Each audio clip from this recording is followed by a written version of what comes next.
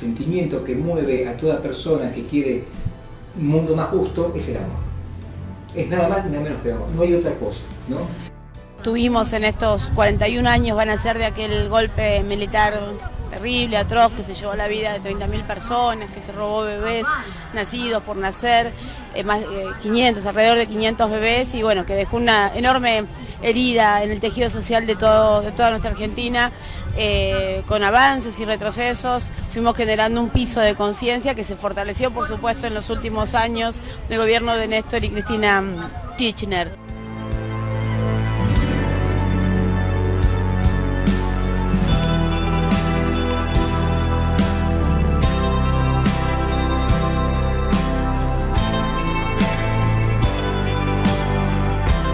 Evaluamos acá en Capital, iba a ser un golpe duro, pero nunca imaginamos lo anormal que fue el golpe. O sea, donde por primera vez vimos que las Fuerzas Armadas, su cúpula, no las Fuerzas Armadas en general, sino su cúpula, que rompe la línea sanmartiniana, hace una asociación con los poderes económicos mundiales y, bueno, el patricio de acá, ¿no? O sea, la jerarquía nativa. Esa asociación les dio piedra libre para imponer un modelo económico que bien lo dice Rodolfo Boy en su carta a la Junta Militar, que los 30.000 desaparecidos, los 250.000 exiliados, los 5.000 fusilados, los 10.000 presos políticos, era la necesidad que tenía ese proyecto, ya que de 25 millones de habitantes sobraban 10 millones. Y bueno, dentro de eso nosotros somos una parte de esa historia. Una partecita. Claro, pero vos decís que vivías acá, y bueno, yo vivía en San Luis, o sea que teníamos dos realidades distintas, pero eran... Bueno, es el mismo país y el mismo golpe nos tocó a todos. Yo estudiaba bioquímica en la Universidad de San Luis y ahí vivía con mi familia. Bueno, yo en esa época tenía mi compañero que, como es, lo detienen y actualmente sigue desaparecido. ¿El nombre de Pedro? Pedro Ledesma. Que es el compañero que detienen junto con otro que muere en el enfrentamiento y 2 detenidos. Sí. Bueno, entonces a través de eso, a raíz de eso es que me buscan a mí y van a mi casa, que la allanan y todo eso, pero el 19 de octubre, a mí me detienen antes, me tienen 5 días, yo después, como es, me sueltan y al mes 19 de octubre del 76 van y allanan mi casa. Que sí, en casa había material de propaganda, había muchas cosas que habíamos escondido, pero evidentemente querían allanar, entonces me llevan a mi presa y en la misma noche llevan a mi hermana, a mi mamá y a mi papá. O sea, la que queda es mi hermana Marisa, que la llevan a la casa de unos tíos, por suerte. Yo estuve en la octava, que fue el lugar primero donde me torturaron, después ahí que está frente al Ramón Mejía, y después en Coordinación Federal. Digo, desde todas las cosas que uno puede imaginar que podía suceder, era más monstruoso. O sea, uno sabía por los presos sociales, cuando caían en robo, que lo torturaban con la picana, que están mucho en los tangos, etcétera, etcétera. Bueno, estos muchachos copiaron muy bien a los franceses en Argelia y a Hitler. Lo sistematizaron. Lo sistematizaron muy bien. Los campos de clandestinos de detención era un experimento permanente y que uno, lo hablamos otra vez, es cómo agudiza los sentidos y la capacidad de supervivencia es mucho más fuerte. Y hay que sobrevivir sin presionar, ¿no? Porque, como diría bien Mario Benedetti, una cosa es morirse de dolor y otra cosa es morirse de vergüenza. Hasta acá nosotros dos no nos conocíamos, ¿no? O sea, hasta este momento no nos conocíamos y durante 8 años no nos conocíamos. Será de que conozco a Pedro, que está en el mismo pabellón. Mi viejo se llama Pedro.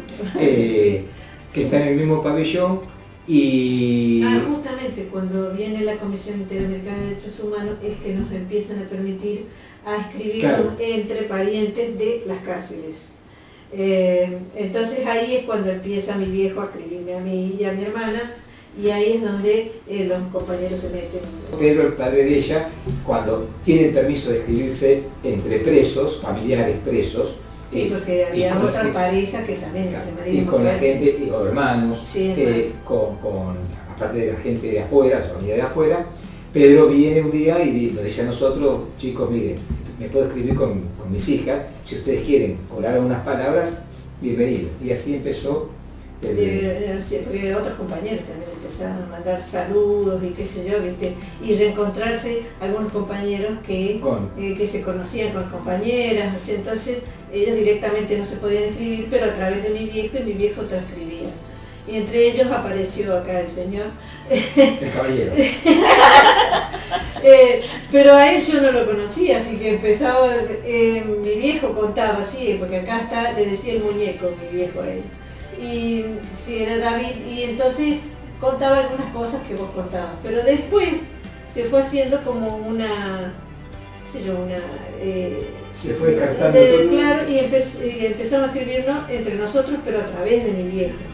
Y mi viejo transcribía las cartas de él, porque no sé, ahí contamos como linternas con mi viejo. ¿Vos escribías en un papel? Yo escribía en un papel, lo cual mi letra es horrible, pobre, lo volvía loco, pero siempre fue muy fiel, escribió lo que yo le ponía y la consigna o la contraseña era la mariposa, o sea, entró una mariposa, justo mira, pasó una mariposa y cuando ella recibía eso, yo recibía esa, sabía que empezaba ella. ¿No? Pues las cartas estaban censuradas.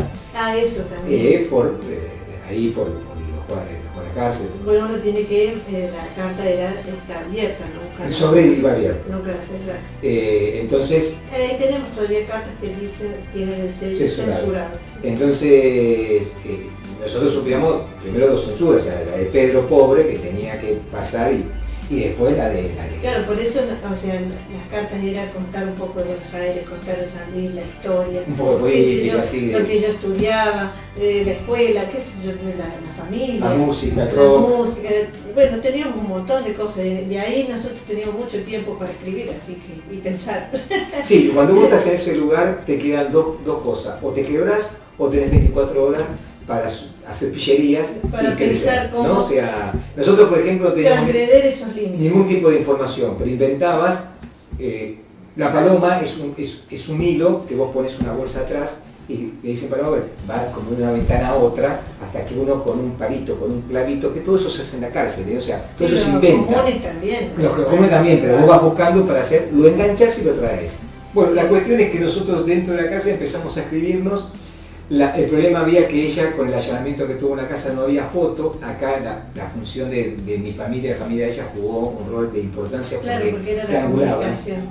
Sí, porque después mi vieja, cuando sale después de 2 años, empezamos a tener visita nosotros. Claro. Y viene con mi hermana más chica, y mi vieja se conoce con Victoria, la vieja de David, entonces viene a parar a mi casa. Cuando levantan la cárcel de La Plata, ustedes los llevan a un grupo de compañeros, los llevan a Devoto, donde estábamos también todavía las mujeres, una parte. Entonces, nosotros estábamos en un piso de arriba y ellos de abajo, entonces ahí nosotros primero nos comunicamos a través de la letrina, así como nosotros habíamos enganchado los mensajes. También nosotros podíamos sacar el agua y comunicarnos y hablar. Porque de arriba y abajo. Este caño de desagüe comunica todos los pisos. Todos los pisos. Igual que las canillas. Y o sea, la letrina estaba dentro de cada celda.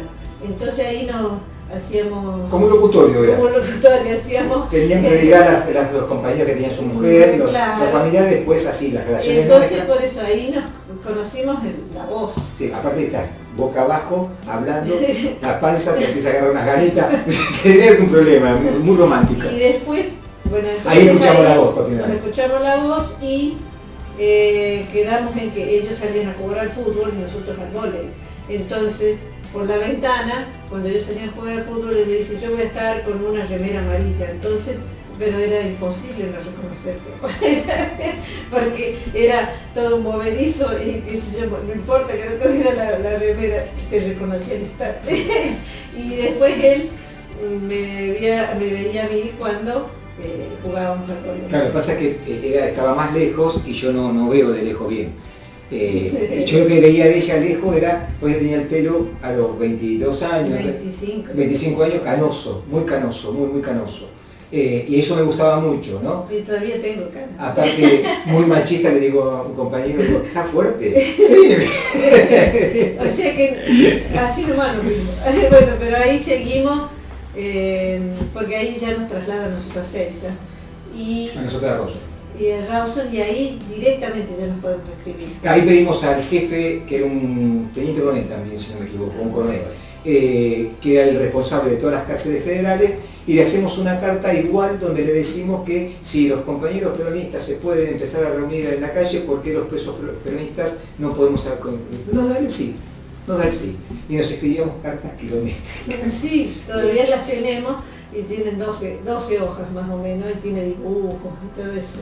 Claro, la otra cuestión es esto que decíamos, los familiares triangulaban, pero yo no la veía, eso, entonces le pido una foto.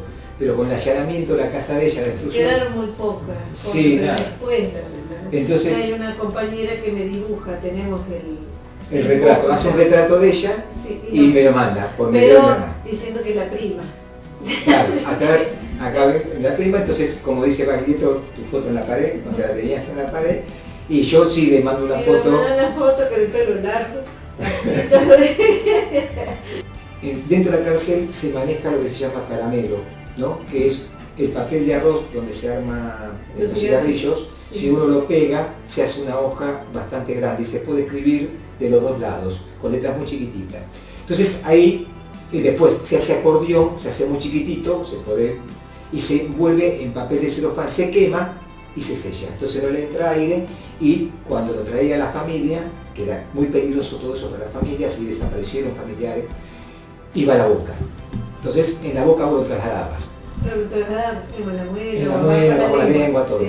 Si llegaba a haber un momento que la requisa te hacía abrir la boca y meter el dedo, lo tragabas para después recuperarlo. Porque para nosotros ese documento era la Biblia para los testigos de Jehová que estaban presos también, ¿no? ¿Qué tenía esos documentos?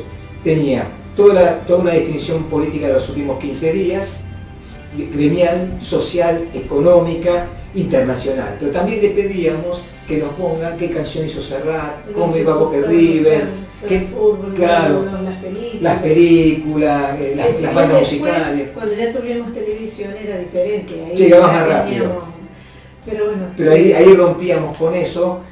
Nosotros tuvimos una prueba una vez al poquito tiempo de salir, y estuvimos en una fiesta donde se habló de todos los temas, y nosotros los últimos 8 años nada, y pudimos hablar porque estábamos enterados por lo menos por los títulos de lo que teníamos, ¿no? Por la familia. Cuando le dijimos a la familia que nos invitó, que habíamos estado 8 años, eso no podían creer justamente por esto, ¿no? Por la capacidad de poder integrarnos sin quedar un vacío. Lo decía la otra vez. Igual, o sea, nosotros salimos en el 83, o sea, una época muy de mucha explosión, como de mucha alegría, pero hubo otros compañeros que salieron en otras épocas muy duras. En el caso hasta de mi vieja, que salió en el 78, fin del 78, le hicieron el vacío, la gente no la saludaba, o sea, tenía mucho miedo, que después le pidieron perdón, qué sé yo, pero en ese momento, y hubo gente también que desapareció después. Sí, o sea que nosotros salimos en un momento muy especial. Bueno, fuimos presos también, ¿no? Sí, bueno, pero por suerte salimos. Sí, salimos aparte con una movilización de los jóvenes, las madres, diputados. O sea, fue como en una lista de conmutación de pena. Y entonces ahí salimos el mismo día, ellos de Rawson, nosotros de acá de Buenos Aires, que éramos 6 compañeras de Celsa. Y yo me fui a la casa de él con mi hermana. Y ahí entonces él con mi viejo venían de Rawson. 29 compañeros salimos de Rawson. Juntos en un colectivo que llegaron a Retiro. Bueno, ahí los fuimos a recibir, y ahí sí fue toda una marcha, que fue por el obelisco, que estaba Mariana Walsh, y bueno, nosotros ahí es donde realmente nos abrazamos, la primera vez. Entonces, ahí sí, o sea, creo que ahí decidimos que íbamos a estar juntos. Sí, pero creo que sí. Yo no leí la letrita negra chiquitita esa que... Bueno, desde ahí en más, yo fui y volví a San Luis, pero él fue a San Luis. Y desde ahí más nosotros... Hablamos por teléfono, ¿qué hacemos? En febrero del 84. Del 84. Dijimos, ¿qué hacemos? Y yo me vine acá y empezamos a convivir. Y a militar. Y a militar juntos desde en acá en Belgrano.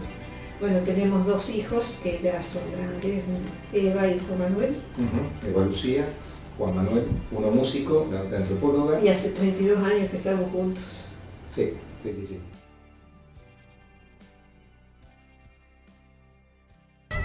Tomamos esa lucha histórica y ese reclamo de los organismos de derechos humanos, de las madres, las abuelas, los familiares, los sobrevivientes, y lo pusimos como una bisagra para empezar a construir un país que tenga y que tome esa historia y que se piense a sí mismo con una identidad propia, que pueda reconstruir su verdadera identidad como pueblo y que a partir de ahí avancen los derechos que también habían sido vulnerados por la dictadura militar. Y lo decimos siempre, que no hubiera sido posible pensar en la impunidad que reinaba en la Argentina, pensando en esa impunidad y en esa ausencia de políticas de Estado que tuvieran que ver con los derechos humanos, poder avanzar en leyes que son fundamentales, que fueron fundamentales para generar esta conciencia, este cambio de conciencia en nuestra sociedad, como fueron las leyes de protección hacia las mujeres, que nos ponen a las mujeres en un lugar diferente, que empiezan a llamar las cosas por su nombre, que nos permiten generar ese marco que nos moviliza, nos ordena y nos llama a organizarnos permanentemente, que hizo posible también esa enorme movilización bajo la consigna de Ni Una Menos, que sigue latente y presente en nuestra sociedad. La ley de identidad de género y la ley de matrimonio igualitario también nos permitió discutirnos como sociedad, pensarnos, avanzar en esas políticas que nos hicieron mejores a todos los argentinos. Y fundamentalmente el rol de la juventud con respecto a su propia historia, ¿no? Y eso es algo muy importante que nosotros lo decimos siempre con los más jóvenes, cuando hablamos de esta historia, ¿no? de hace 41 años, de la lucha de las abuelas, de las madres en aquellos años, y uno habla con los niños de primaria, de secundaria, que tienen naturalizada la democracia, la participación, que piensa que todo es inmediato, ¿no? Poder transmitirle a ellos que en esos años, a veces parece una aclaración hasta absurda, pero tan necesaria, no existía la posibilidad que existe hoy de tener redes sociales, de tener telefonía móvil, que todo costaba muchísimo más, y que esa dictadura arrasó con miles de personas, se robó los bebés, generó un estado de miedo, de violencia, de muerte, de desaparición, y lo único que dejó suelto fue un grupo de mujeres. Lo único que dejó suelto, porque estaba absolutamente convencido en su lógica machista de que esas mujeres iban a morir de pena. Y fueron esas mujeres también las que nos marcaron el camino a partir de la organización y de la lucha, hicieron posible que hacerse esos testimonios que una vez que recuperamos la democracia los pudimos poner en valor y bueno, ir avanzando en los juicios, como dijimos, con los avances y los retrocesos hasta definitivamente el fin de la impunidad, pero que también nos dejaron otro ejemplo que en este momento es fundamental. En esos años jamás, y en todos estos años jamás respondieron las madres y las abuelas con un solo acto de violencia. Jamás. Jamás tuvieron un solo acto de violencia para con quienes saben dónde están nuestros hermanos, con quienes saben dónde están los restos de nuestros padres. Siempre persiguieron la justicia, la memoria, la verdad y la justicia. Y el objetivo fundamental de fortalecer nuestra democracia, porque tenemos plena conciencia de sobre cuántas ausencias nos estamos parando nosotros. Por eso en este momento, donde se intenta instalar un país diferente, donde se intentó de hecho mover el 24 de marzo como una fecha para la memoria, donde se cuestiona la cifra de los 30.000 desaparecidos, donde se cuestiona la búsqueda de los nietos y nuestra verdadera identidad como hijos de desaparecidos, donde se trata de instalar que esas ausencias tienen un solo objetivo y es un precio, ¿no? Con un país diferente que vuelve a ese país que pensó, que entendió que había quienes merecían vivir y quienes no. Es importante que nosotros abracemos esa lucha, tomemos esos ejemplos, los de los miles de argentinos que dejaron la vida por pensar y por construir un país mejor, el ejemplo de las madres y las abuelas, y lo pongamos en valor para proteger a nuestra juventud, para que abracen muy fuerte la democracia, el respeto por la vida, para que abracen la política como una herramienta de transformación, porque no desaparecieron a 30.000 personas porque sí, las desaparecieron porque eran actores políticos, porque eran actores sindicales, porque estaban comprometidos con una transformación, no las desaparecieron porque no sabían lo que sucedía, tenían plena conciencia de lo que estaba sucediendo, del país que querían instalar y estaban dispuestos a luchar y en todo caso a entregar la vida si era necesario para que la generación generaciones que vienen no tuvieran que atravesar lo que nos hicieron atravesar a nosotros. Ahora nuestra responsabilidad es que las generaciones que vienen sean mejores que nosotros. Ese piso de respeto por la vida que construimos todos los argentinos, independientemente del espacio político de cada uno de nosotros. Ese piso que nos hizo mejores personas a todos, hay que protegerlo y hay que cuidarlo para que las generaciones que vienen nunca más pasen por este dolor nuestro. Mantenemos viva la memoria para que nunca más otras personas tengan que atravesar este dolor nuestro. Por el amor que les tenemos a nuestros papás que ya no están, a los miles de compañeros, por el amor que les tenemos a nuestras viejas que siguen marchando hace más de 40 años con sus pañuelos enseñándonos el camino, y por el amor que les tenemos a los pibes que vienen atrás nuestro, que estamos absolutamente convencidos de que sí es posible construir un país más justo para todos, pero que no va a ser necesario, no vamos a permitir que sea nuevamente con la sangre de nuestro pueblo. Soy Virginia González, soy artista textil, me dedico al arte textil desde hace mucho más de 40 años. Estudiaba veterinaria y después, por esas cosas de la vida, empecé a bordar tapices para una tapicista, y de ahí nace mi amor por el textil y mi amor por el bordado.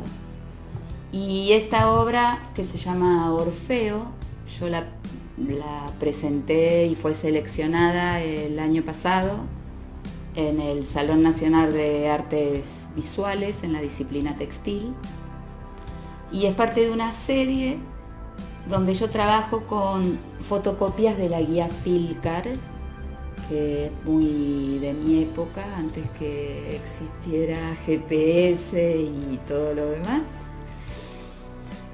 Y esta realmente, cuando lo empecé a armar, yo juego y no coinciden las avenidas. De repente una avenida puede continuar en una vía de ferrocarril, y lo armo como a mí me gusta. Y me di cuenta que había armado como protagonista un río de la Plata. Y así surge, como homenaje a los desaparecidos, bordé las cruces. Y fue hecho el año pasado para los 40 años